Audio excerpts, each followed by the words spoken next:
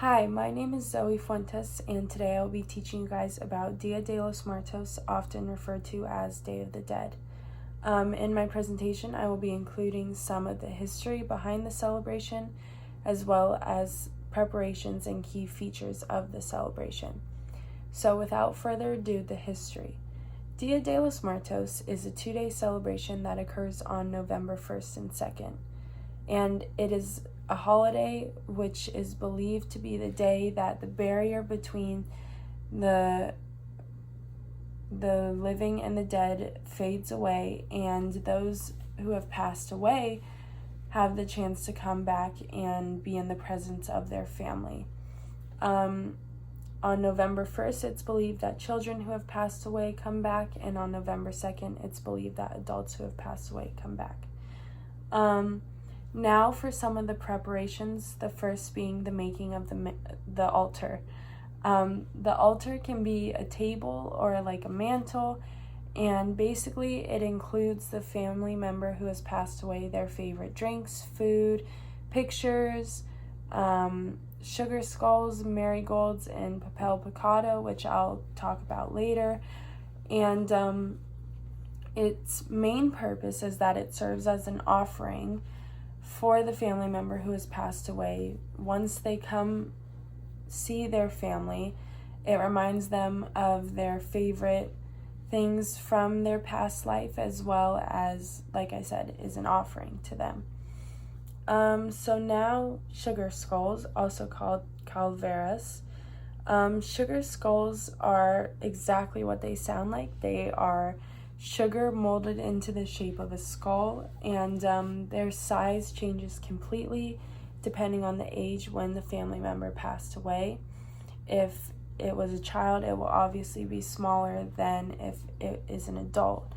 And the name of the person who has passed away is written on the forehead of the sugar skull, and like I said, it's placed on the altar, and it serves kind of to remember the family member who has passed away. So next are the marigolds, which is also extremely important. The marigolds are placed on the altar, but they're also placed at the place where the family member is buried, and they are believed to help guide the family member who has passed away, their spirit, to the family, so that they can be in their presence, and they guide the family member who has passed through their bright colors and their strong scent. Next is papel picado, which is colored paper stringed together, and it's made from scratch, and the family members poke tiny holes in it and can either make a name or like a symbol with the tiny holes, and it's placed on the altar but also in the streets of Mexico.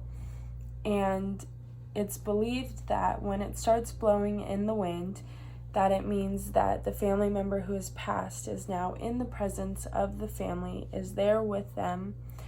And again, they are extremely brightly colored paper. And after that, we have what everyone thinks of when they think of Dia de los Muertos, which is the face makeup. But before I talk about that, I want to talk quickly about the history. So Dia de los Muertos was originally a holiday in Aztec culture, but it was actually a day where the Aztecs gave offerings to the queen of the underworld, La Catrina. In today's world, it is a day where we celebrate those who have passed away, but people will put face makeup on, and they'll wear bright colored dresses and outfits, and they'll wear feathers and big hats because they're trying to invoke the spirit of La Catrina, because it is believed that La Catrina watches over the bones of those who have passed away, but also watches and protects them in the underworld and helps guide them through their journey back to their family on this celebration. So by invoking her, they're trying to make sure that she helps their family have a safe journey back to them. And depending on what color people paint their face, it can mean something completely different. Yellow means unity, white means hope and love. And yeah, now that I've talked about some of the key features and preparations of Dia de los Muertos and the history, I'm going to talk about the importance. Dia de los Muertos is something that is so beautiful and so important because it teaches us to celebrate life and to celebrate those who have passed away and to remember them in a happy manner instead of mourning them and being upset about their loss and slowly forgetting about them. And that is it for my presentation. Thank you so much for watching.